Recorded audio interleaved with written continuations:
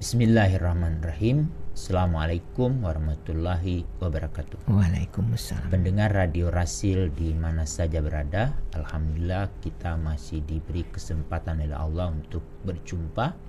Hari ini insya Allah kita akan melanjutkan pembahasan terkait dengan pengasuhan berbasis hak anak dengan penekanan pada bagaimana orang tua memastikan anak-anak mereka yang mengalami disabilitas, lalu terkait dengan kesehatan dasar dan kesejahteraan mereka.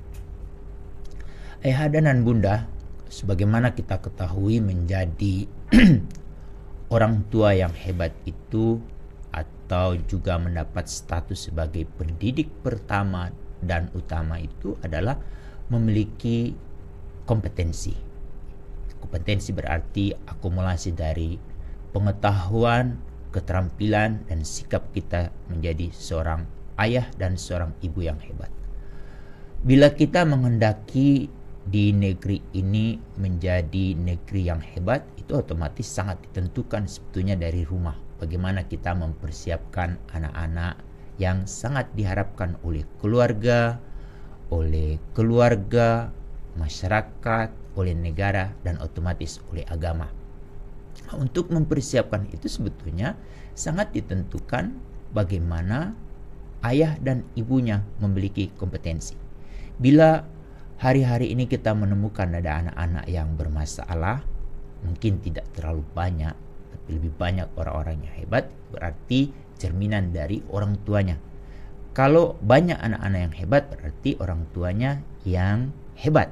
Tapi sebaliknya, kalau ada anak-anak yang bermasalah, sebetulnya itu adalah cerminan dari bagaimana kepedulian ayah dan ibu dalam proses pengasuhan. Terkait dengan persoalan ini sebetulnya sangat ditentukan pada saat bagaimana mempersiapkan calon-calon ayah dan calon-calon ibu. Itu diawali dari 1 tahun menjelang masa balik. Bagaimana mereka itu dipersiapkan oleh kedua orang tuanya. Insya Allah nanti pada suatu saat anak itu akan menjadi remaja, dia akan menjadi remaja yang hebat. Dia segala sesuatu akan berkomunikasi dengan kedua orang tuanya. Dan pada saat mereka masuk jenjang menjadi orang dewasa, lalu akhirnya diikat oleh lembaga perkawinan, otomatis mereka harus mempersiapkan diri. Ada 3 hal yang harus diperhatikan oleh calon ayah, calon ibu bila pada suatu waktu mereka akan diamanahi oleh Allah melalui sulbi dan rahim mereka adalah seorang anak. Yaitu pertama adalah bagaimana menghindarkan agar tidak lahir anak-anak yang disabilitas. Itu kuncinya ada pada kualitas ayah dan ibunya. Untuk itu, kalau ayahanda dan ibu mau merencanakan kelahiran anak, itu tiada lain harus berkonsultasi dengan dokter terdekat. Sekarang apalagi ada program dari pemerintah, kita segera mengaktifkan aplikasi satu, lalu kemudian kita mengisi, menjawab. Termasuk di sini adalah ayahanda dan ibu atau calon ayah, calon ibu itu coba fungsikan aplikasi itu, lalu kemudian segera mendatangi puskesmas. Dan ada satu hal yang ingin kita sampaikan. Salah satunya adalah bagaimana mempersiapkan kelahiran anak. Dan di sana insya Allah akan mendapatkan penjelasan bagaimana supaya pada proses anak itu dari masa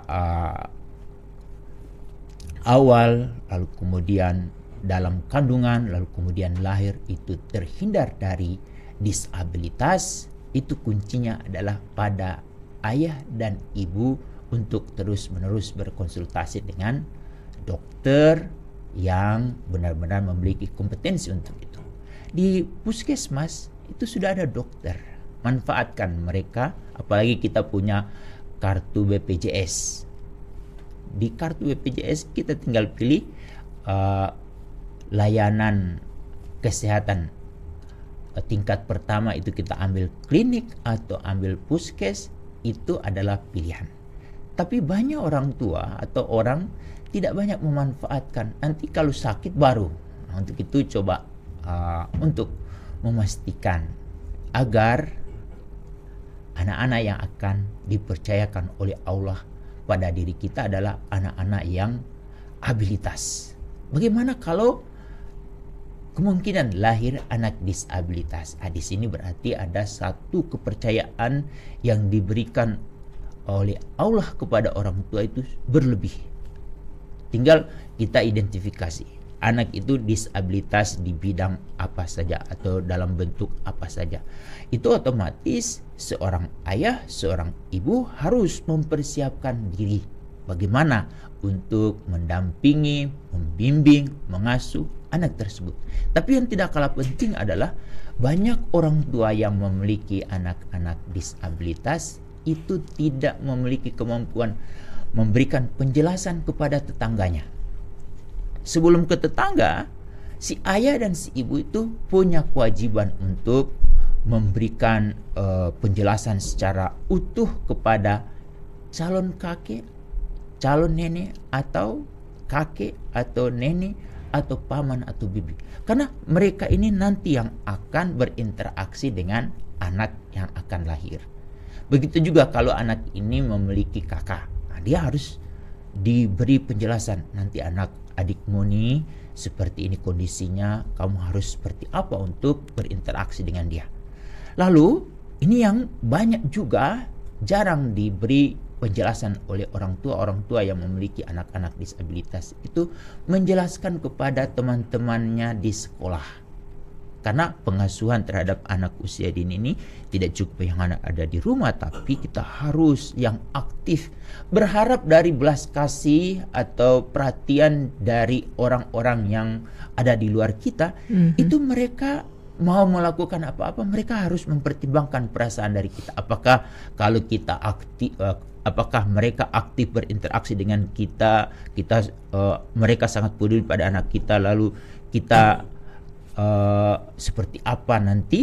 Nah, itu juga kita kalau boleh, ini harapannya bagi orang tua yang memiliki anak-anak disabilitas dalam proses pengasuhan, beri penjelasan secara utuh kepada orang-orang yang ada di sekitar kita agar apa yang mereka bisa lakukan untuk anak-anak kita. Terutama banyak orang tua saat anak-anak disabilitas dengan anak abilitas itu berinteraksi, sebetulnya tidak ada masalah. Yang ada masalah itu adalah pada saat orang tua yang memiliki anak abilitas ini tidak memberi akses kepada anak-anak kita.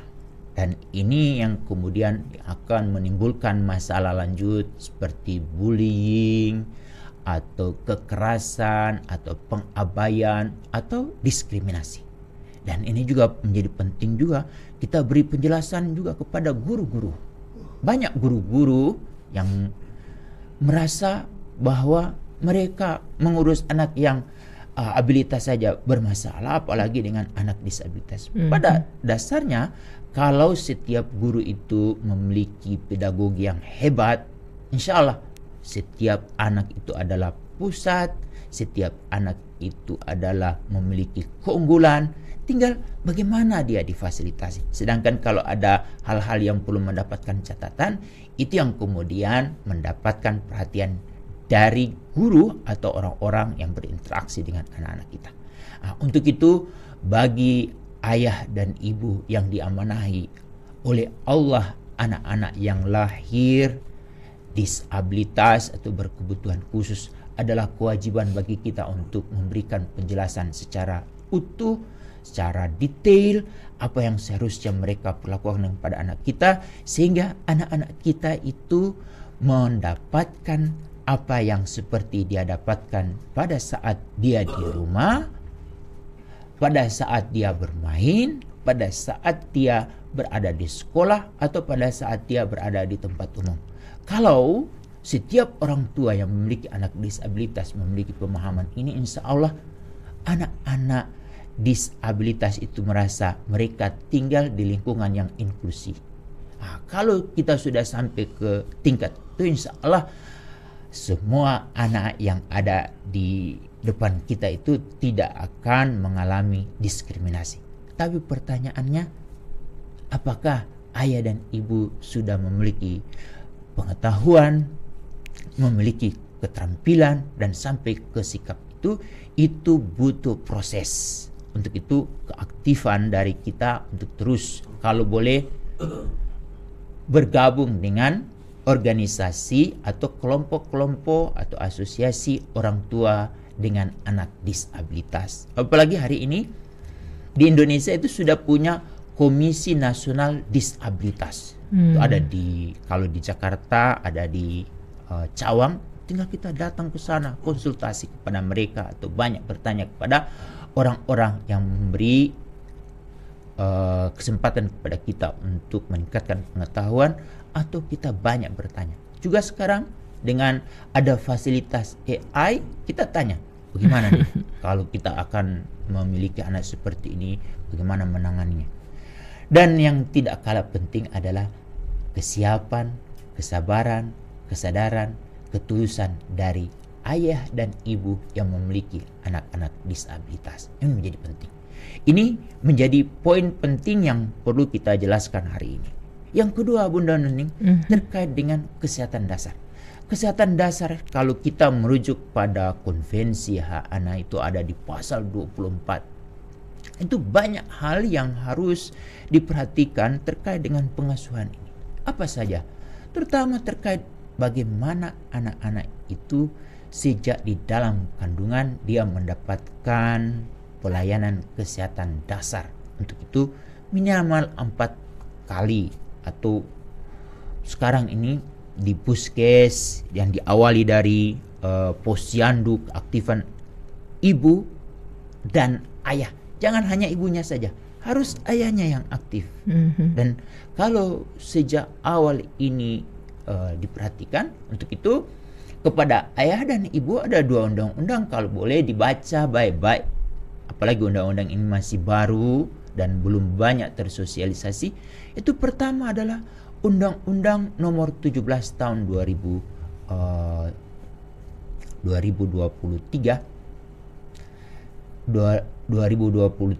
tentang kesehatan.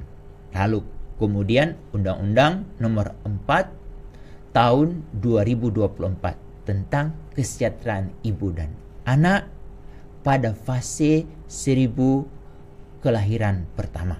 Jadi ini 2 undang-undang ini menjadi dasar bagi kita untuk kita pelajari. Tidak harus orang yang harus bersekolah, tapi intinya kalau dia sudah memiliki kemampuan membaca, baca baik-baik pasal-pasal yang terkait dengan anak di sana, terkait dengan kesehatan anak. Insya Allah kalau setiap orang tua membaca undang-undang itu, dia akhirnya memiliki pengetahuan bagaimana dia harusnya memperlakukan ini, dan apa yang menjadi hak dia menjadi seorang ayah dan seorang ibu untuk memastikan kewajiban negara untuk memenuhi hak-haknya. Untuk itu baca lagi nih Peraturan Pemerintah Nomor 28 Tahun 2024 tentang pelaksanaan Undang-Undang Nomor 17 Tahun 2023 tentang kesehatan. 3 peraturan ini menjadi kekuatan bagi kita. Apa nih yang seharusnya kita perlakukan untuk anak-anak kita? Yang paling utama itu kesehatan yang paling dasar. Anak-anak itu terakses pada saat di dalam kandungan itu ibunya aktif datang memeriksa, mengecek apakah proses perkembangan janin itu optimal atau seperti apa, dan kemungkinan ada beberapa indikasi-indikasi yang akan dideteksi melalui alat yang kemudian ada rekomendasi dari dokter. Dan ini yang menjadi kunci penting, keaktifan seorang ayah pada saat proses mendampingi ibunya menjadi penting. Dengan dia mengetahui perkembangan janin, bukan harus kita sebagai artis, tapi setiap anak yang dikandung oleh istri kita itu harus mulai kita awasi, kita dampingi, kita ketahui. Apalagi benar nih, pada saat awal kita mendengarkan detakan jantung itu diperdengarkan oleh dokter anak, betapa bangganya calon ayah. Inginnya semua orang yang ada di dunia itu mau dia sampaikan bahwa aku akan menjadi calon ayah.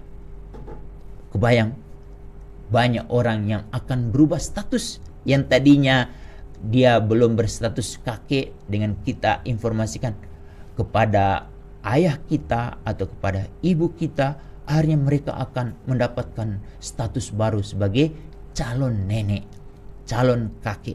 Begitu juga kita sampaikan kepada pamannya, bibinya, menjadi calon bibi, calon karena akan lahir keponakan. Apalagi kalau itu keponakan yang sangat ditunggu-tunggu, sangat dinanti-nanti. Apalagi banyak orang tua atau calon ayah, calon ibu itu mengalami delay.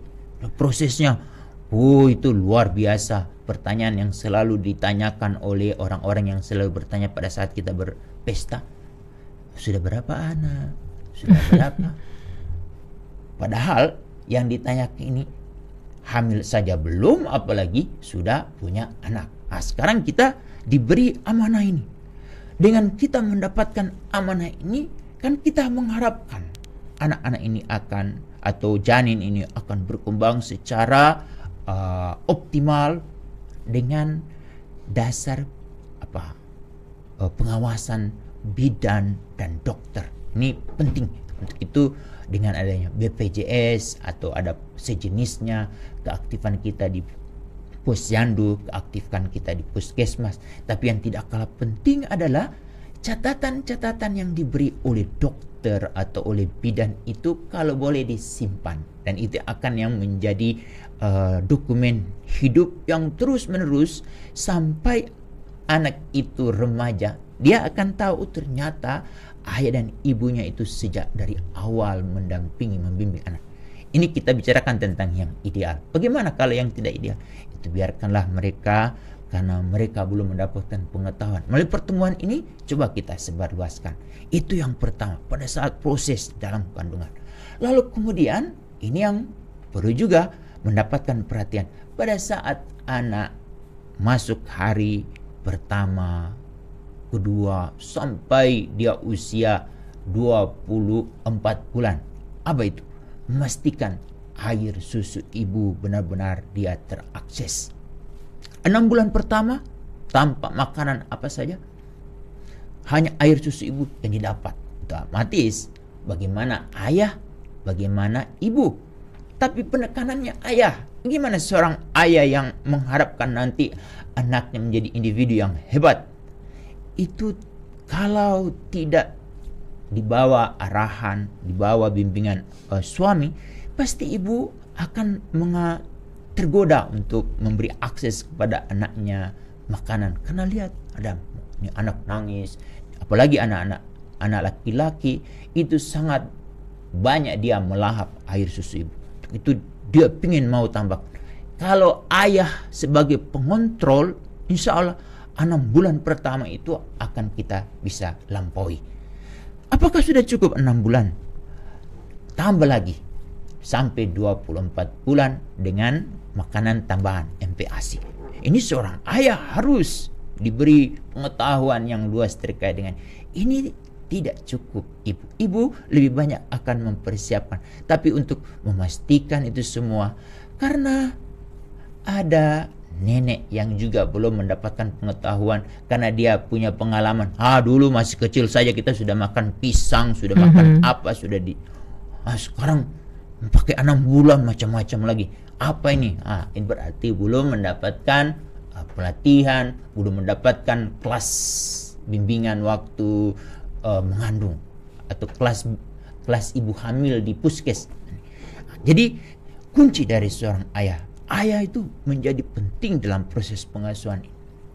Lalu kemudian yang tidak kalah penting adalah bagaimana memastikan imunisasi. ada beberapa individu atau orang tidak mau anaknya imunisasi.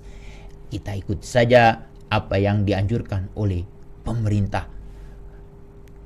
Kan juga mendapat dukungan dari tokoh-tokoh agama. Pentingnya imunisasi. Imunisasi lengkap itu penting. Karena di sana kita mendapatkan kepercayaan bagaimana nih untuk menghindarkan jangan sampai anak-anak kita mengalami masalah. Kita ambil contoh kasus ada satu orang tua melakukan pengabaian tidak memberikan akses kepada anaknya imunisasi polio.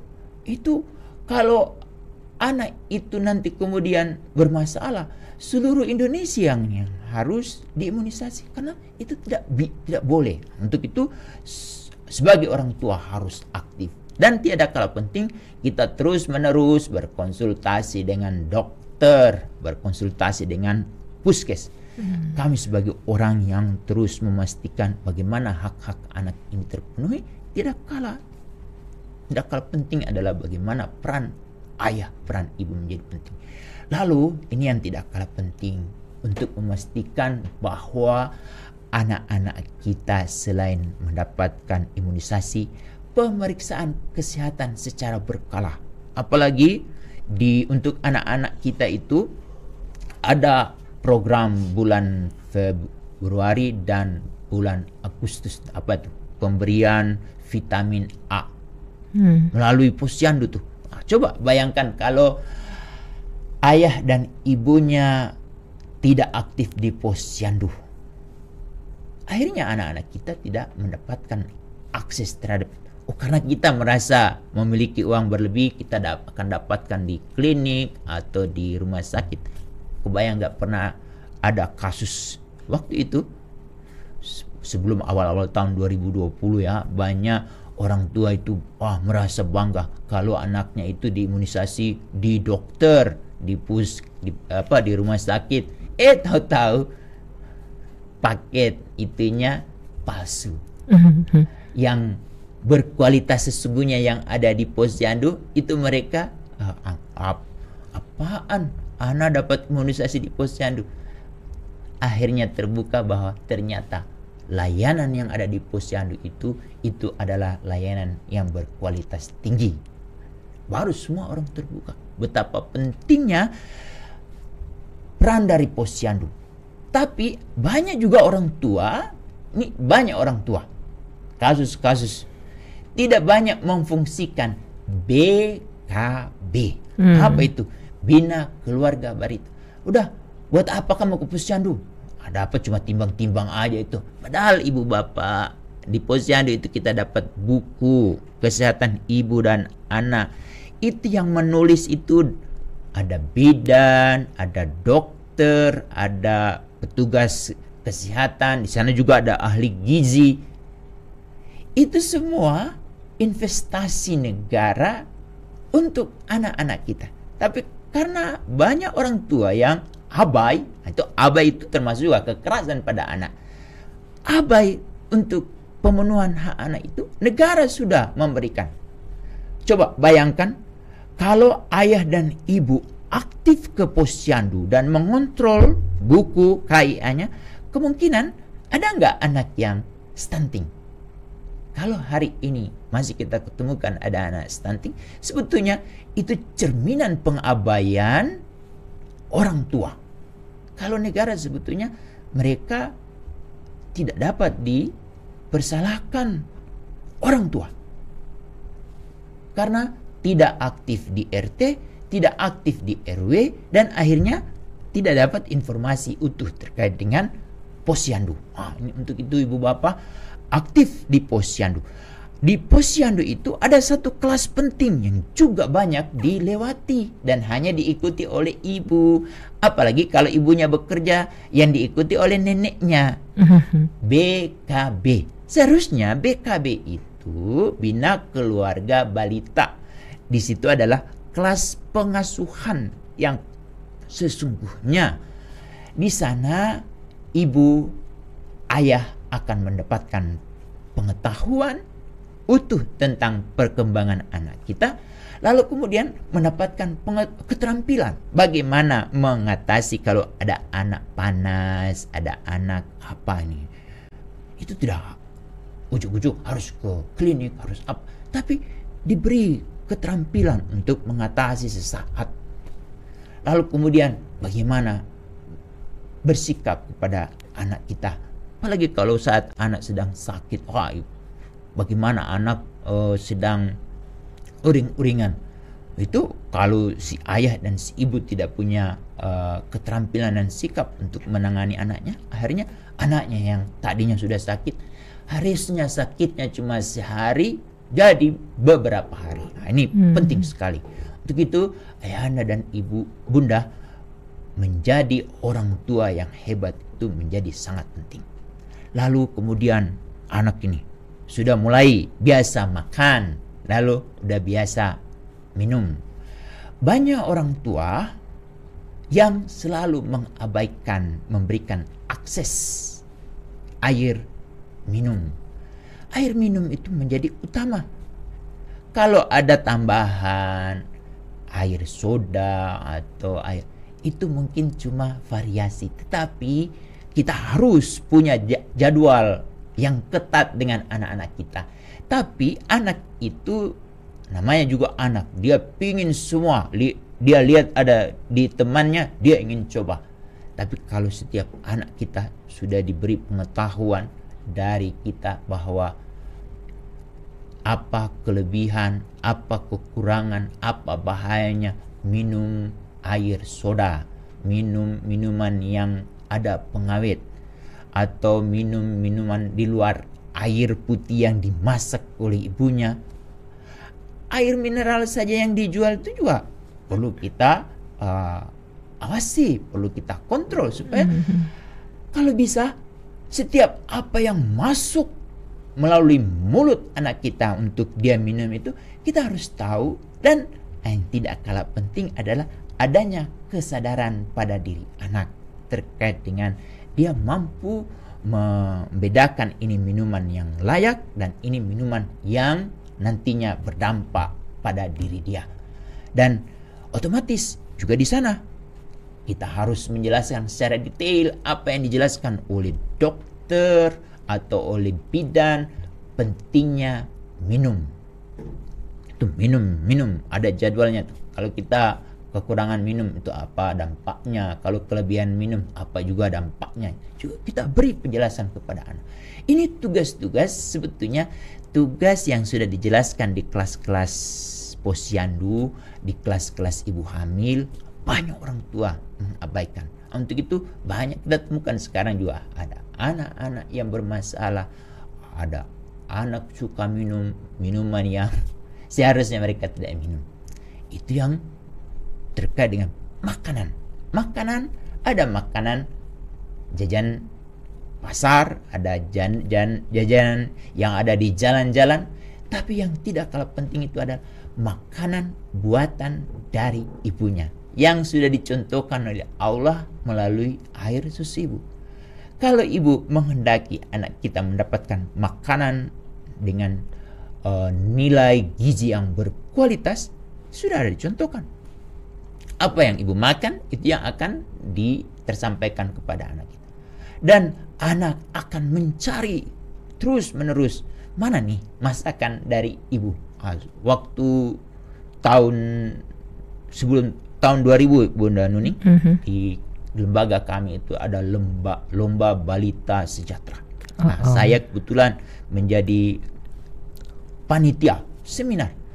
Saya pesertanya itu dokter dari seluruh Indonesia yang juara-juara atau finalis lomba balitanya. Nah, dokter-dokter ini mendapatkan materi langsung dari guru besar IPB terkait dengan memastikan bahwa setiap jenis makanan yang boleh dimakan oleh orang itu kalau boleh pada saat usia balita, usia di bawah 5 tahun itu si anak itu diperkenalkan sehingga di memori ingatan mereka itu berbagai jenis makanan sehingga mereka tidak akan menolak Kalau hari ini kita ada menolak makan ini, menolak makan, karena dulu kita tidak. Nah, ini kuncinya pada ayah dan pada ibu. Jangan berharap tetangga, jangan berharap dari orang puskes itu kasihan, mereka banyak tugas, bukan hanya anak kita, tapi ini ibu bapak. Tapi pada saat anak ini sudah dapat layanan kesehatan usia 5 tahun, udah mulai nih. Anak masuki 6 tahun, masuk ke 17 tahun. Kebayang Bunda Nuning, banyak orang tua juga tidak memperhatikan bagaimana memastikan anak-anak itu jangan sampai mengalami kecelakaan. Ini terkait dengan kesehatan. Anak-anak yang seharusnya dia belum layak naik sepeda motor atau apa, diberi akses. Coba bayangkan, investasi negara yang keluar untuk anak itu berapa, Bu? Benar, dari usia dalam kandungan itu investasi negara sudah masuk. Kita proses aja hamil, tapi mengadakan bidan, mengadakan dokter, mengadakan klinik, mengadakan fasilitas kesehatan, itu siapa yang mengadakan? Bukan negara. Jadi sebetulnya anak yang ada di rumah kita itu bukan anak kita sendiri saja, tapi di situ dia adalah anak Pak RT. Untuk itu kenapa Pak RT sangat concern kepada posyandu.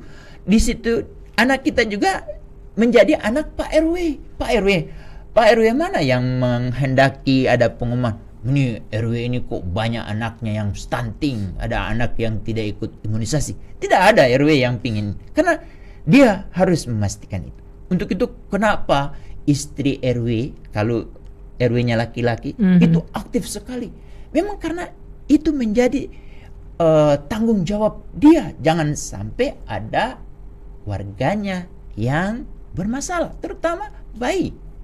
Tidak ada RW yang menghendaki anaknya stunting atau RW-nya ada anaknya yang tidak imunisasi, pingin dia. Karena di situ dia ada rasa tanggung jawab bahwa memang itu anak ibu bapak, tapi itu juga anak Pak RW, lurah, apalagi lurah atau kepala desa itu. Kenapa itu?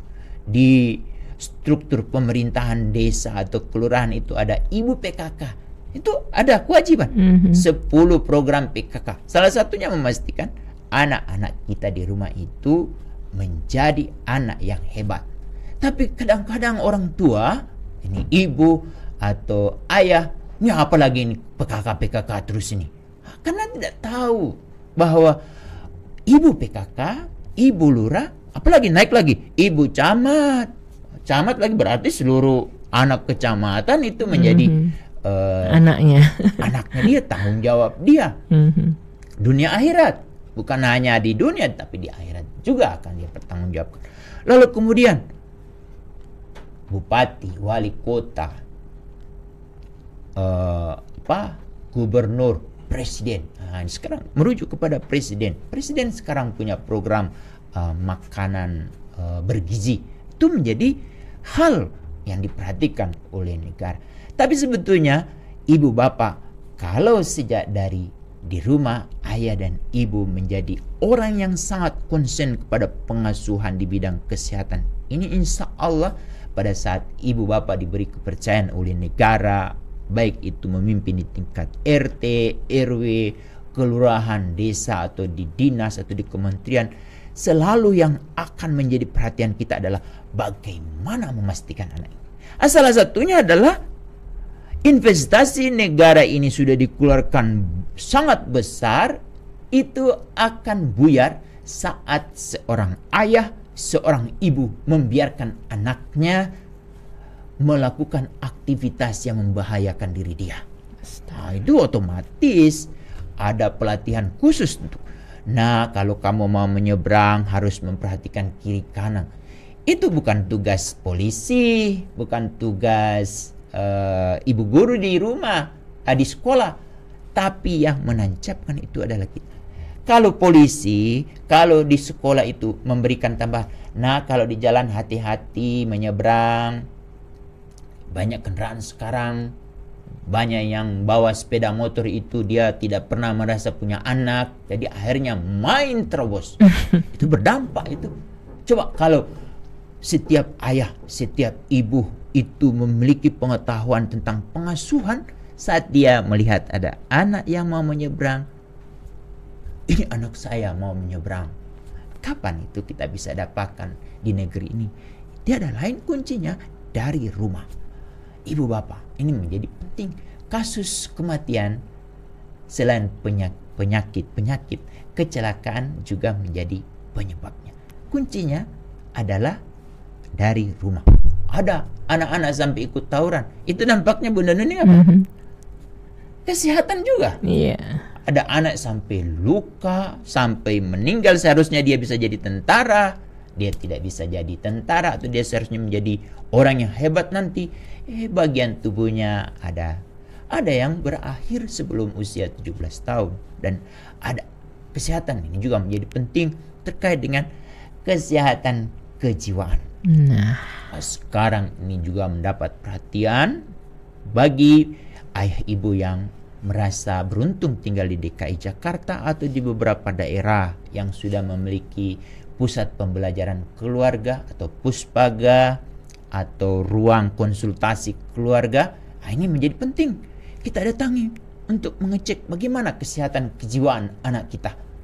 Tidak harus ikut tes. Sekarang di aplikasi yang diberikan oleh Kementerian Kesehatan itu ada juga tes kejiwaan.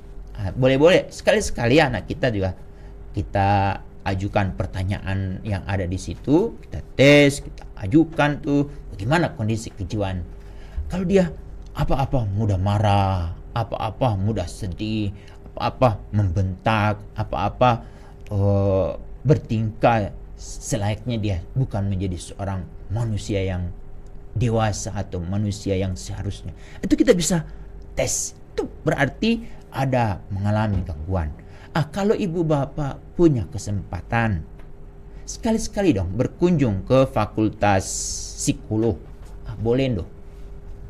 Tapi sekarang juga universitas masih terkunci, masih tertutup. Bagaimana orang tua mengakses? Sekarang negara sudah mendekatkan layanan itu ada di setiap kabupaten puspaga. Tanya di sana, bagaimana nih anak saya? Sebelum kita memeriksakan kejiwaan anak kita, kejiwaan ayah dan ibunya juga perlu dites. Ini karena sekali kita berharap anak kita menjadi anak yang sehat secara sehat itu banyak Bunda Nuning, fisik, psikis, sosial, rohani, lalu spiritual, lalu kemudian dia mampu melakukan aktivitas untuk pengembangan ekonomi. Itu dia sehat. Salah satunya kalau mengalami gangguan, itu tugas dari ayah dan ibu sebagai pengasuh harus aktif. Dan kok kenapa nih anak ini diam ya, tidak mau bicara? Itu kemungkinan kalau dia pernah mengalami kekerasan seksual, itu biasanya dia akan tertutup. Atau dia pernah dibully, dia akan tertutup. Itu berarti kesehatannya tidak sesuai dengan apa yang kita kehendaki. Tugas ayah, tugas ibu untuk melakukan ini. Apa gunanya sudah ada puskes? Apa gunanya sudah ada klinik? Apa gunanya sudah ada puspaga? Puskes, klinik, itu kita kalau sudah punya BPJS atau sudah ada yang diberikan kartu jaminan kesehatan diberikan oleh daerah kepada ayah dan ibu, manfaatkan dengan semaksimal mungkin demi anak kita. Itu menjadi penting. Lalu yang tidak kalah penting yang terakhir ini menyangkut kesejahteraan. Kesejahteraan ini kuncinya pada 3 hal, yaitu kesejahteraan memastikan anak-anak kita memiliki makanan yang berkualitas. Makanan ini berarti makanan yang halal dan thayyib. Pastikan anak-anak kita tidak diberi makanan dari hasil uang memeras atau membuat orang lain itu menderita. Uang ini benar-benar kita hasilkan dari proses yang halal, lalu kemudian kita membelikan makanan dan minuman yang halal, sehingga saat makanan dan minuman itu diolah oleh ibunya, lalu kemudian masuk melalui mulut anak kita, diproses oleh alat pencernaan yang diberikan oleh Allah, lalu kemudian menjadi darah, dan itu yang kemudian menjadi tenaga, dan itu akan terekspresikan pada diri anak kita. Kalau makanan, minuman yang halal akan terlihat langsung. Lalu bagaimana dengan makanan yang tidak, uang yang tidak halal? Itu juga akan terasa. Ada anak-anak yang suka kasar, ada anak-anak yang tidak mau dengar orang tuanya, atau ada anak-anak yang kemudian mendapat stigma dari orang lain. Itu sebetulnya telusuri dari mana sumber keuangan untuk membeli makanan dan minuman untuk anak kita. Untuk itu menjadi penting untuk meningkatkan kesejahteraan anak kita. Itu yang pertama. Yang kedua terkait dengan pakaian. Pakaian ini adalah kulit luar dari anak kita. Untuk itu sebagai ayah dan sebagai bunda selalu berharap anak kita akan tampil percaya diri. Salah satunya untuk menghindarkan agar anak percaya diri, tidak memberikan pakaian lungsuran. Meskipun dia sederhana, murah, harus yang pertama. Jadi jangan memberikan yang lungsuran. Karena melalui proses lungsuran itu ada, kalau tidak disiapkan anak kita untuk menerima itu butuh argumen, butuh penjelasan. Lalu kemudian pemilihan warna, pemilihan model atau apa, itu tergantung dari diskusi dan kemampuan keuangan dari ayah dan ibu. Tapi jangan ini kalau ada pakaian lungsuran, benar nih. Ini, kalau ini masih bagus loh, ini rugi kalau kamu tidak pakai. Argumen. Tapi kalau anak mendapatkan cahaya dari Allah dan dia dapat menerima argumen ayah dan ibu, lalu akhirnya dia harus memakai pakaian kakaknya atau pemberian dari orang tua atau orang lain, itu akhirnya dia akan terima. Karena ada juga kasus, bunda-bunda, tahu nggak itu baju aku kemarin bukan itu? Anak kita dengar, kebetulan dia tahu bahwa pakaian itu adalah pemberian dari temannya. Harus kita beri penjelasan.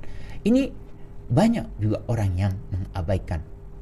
Untuk itu ibu bapak, dengan kita membantu membeli pakaian yang tepat sesuai dengan anak kita, industri tekstil akan berjalan. Walaupun hari ini Kementerian Perdagangan dan Kementerian Ketenagakerjaan penuh masalah, karena ada masalah di luar lain yang tidak mampu mereka atasi, karena ada proses-proses yang mereka lampaui. Sebagai negara yang ideal, mereka sudah memperhatikan, tapi juga ada oknum. Kita abaikan itu. Tapi kuncinya adalah bagaimana kita memastikan anak-anak kita memiliki pakaian yang berkualitas, nyaman, dan kalau toh itu harus lungsuran, diberi penjelasan yang secara detail mungkin, dan munculkan satu pertanyaan. Nah, bagaimana komentar kamu? Bagaimana perasaanmu? Bagaimana keterimaanmu? Karena itu akan menyangkut pada saat dia mengekspresikan diri dia, tampil di depan, tampil di ruang bermain, atau tampil di depan keluarga. Meskipun ada orang yang menggibah, itu dianggap hal yang lalu saja. Karena yang menggibah itu tidak tahu bahwa anak kita sudah mendapatkan penjelasan yang detail dan anak kita semakin dewasa. Itu menjadi poin yang kedua terkait dengan kesejahteraan. Kesejahteraan anak yang ketiga ini sangat penting adalah perumahan. Banyak orang tua yang memiliki anak yang belum beruntung menjadi orang tua karena memiliki keterbatasan keuangan. Sebetulnya ada skema-skema yang dikembangkan oleh pemerintah untuk mengakseskan setiap orang tua memiliki rumah, tapi ada di balik itu ada orang yang maruk, ada yang orang yang mereka seharusnya sudah punya rumah, karena ada skema ini mereka ambil itu. Akhirnya harusnya ada orang tua yang memiliki anak harusnya memiliki rumah, akhirnya ngontrak.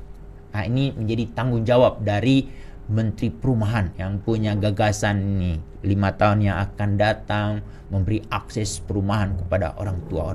Untuk itu Menteri Perumahan kita harus dorong untuk memastikan harusnya setiap orang tua yang memiliki anak di bawah 5 tahun atau di bawah 17 tahun itu diprioritaskan. Lalu kemudian harus ada catatan tuh. Kalau dia sudah punya rumah, tidak boleh diberi akses karena masih banyak orang-orang yang tidak punya rumah. Untuk itu, Ibu Bapak, di penelitian saya ini tahun 2003, berpuluh tahun yang lalu, 22 tahun yang lalu, di tempat penelitian saya tanya kepada anak, apa yang kamu khawatirkan dengan tempat tinggal mana? Saya khawatir kalau bulan depan saya pindah kontrakan. Lalu karena mereka waktu itu di tempat penelitian saya itu masih padat, apa kekhawatiran kamu? Kalau kebakaran, khawatir itu. Apalagi khawatirmu pada saat musim banjir. Kebetulan rumah mereka itu di jalur Kali Ciliwung yang tempo dulu itu suka banjir 22 tahun yang lalu. Saya tanyakan, kondisi itu sampai sekarang masih sama. Jadi persoalan sama. Untuk itu ayahanda dan bunda, bila kita sudah punya anak, prioritaskan punya rumah. Apa pentingnya rumah ini? Ini akan membangun kesejahteraan anak kita terkait dengan kepercayaan diri anak kita. Apa itu? Kalau ditanya, nak, kamu tinggal di mana? Aku tinggal di rumah sini, alamatnya jelas. Lalu kemudian anak itu akan semakin percaya diri. Tapi pada suatu waktu ditanya, nak, kamu tinggal mana? Sini. Lalu pas bulan berikutnya orang yang sama bertanya, kamu tinggal di mana nak sekarang? Aku tinggal. Kok kamu bilang kamu tinggal di? Itu menimbulkan anak tidak percaya diri. Apalagi anak-anak dari pejabat-pejabat atau anggota TNI, Polri yang mereka selalu pindah tugas. Itu jadi tantangan juga bagi mereka yang tinggal di rumah asrama, lalu kemudian lama-lama di sana tidak mau keluar, akhirnya digusur. Kasus juga banyak.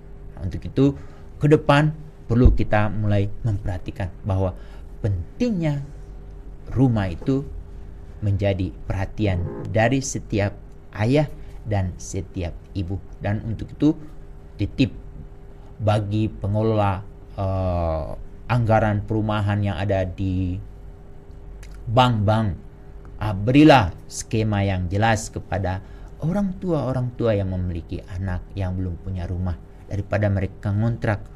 Uang hasil kontrakan itu menjadi modal mereka untuk menyicil rumah mereka. Ini mungkin yang bisa kami sampaikan terkait dengan pengasuhan berbasis hak anak. Masya Allah. Terima kasih sekali Dr. Hamid. Dan untuk kita yang menyimak, rasanya waktunya kurang ya. Belum banyak yang ditanyakan. Tapi baiklah, langsung ini yang bertanya tentang